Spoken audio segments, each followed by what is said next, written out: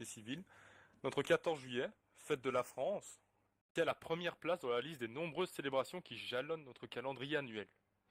Notre 14 juillet, c'est la fête de la nation, c'est la fête de la fédération, c'est la fête de la République. 14 juillet, une fête et aussi un anniversaire, la commémoration d'une révolution française porteuse de valeurs d'une vivante actualité, la liberté, la légalité et la fraternité. Le 14 juillet 1789, c'est la date, comme l'a dit Victor Hugo, où sur la terre la liberté s'éveillait et riait dans le tonnerre, tandis que Paris prenait au collet la Bastille scélérate. C'est l'effondrement de l'arbitraire et de la justice, au bout des pics et dans le sang. C'est cette unité nationale qui est désormais célébrée chaque année, et en souvenir de ce moment particulier au cours duquel tous les Français, ouvriers, nobles et bourgeois, ont su faire corps ensemble, sinon dans l'égalité, du moins dans la liberté et la fraternité.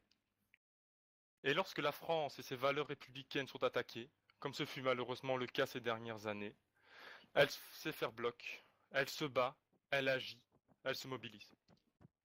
Mesdames, Messieurs, ce 14 juillet est pour moi, qui le vis pour la première fois comme préfet de Belle-Île-en-Mer, un moment particulier. J'ai saisi l'occasion qui m'est donnée pour redire la grande satisfaction que j'ai d'œuvrer pour ce territoire. Je voudrais vous dire combien cette île où j'ai l'honneur de servir l'État me semble riche en potentiel. Impacté malheureusement par la crise économique qui peu à peu s'atténue, notre espace n'en est toujours pas moins celui qui est considéré comme l'Eldorado français. Ensemble, célébrons ce 14 juillet en compagnie des différentes forces de sécurité publique, comme les sapeurs-pompiers, la gendarmerie et l'ensemble des citoyens de Belle-Île-en-Mer.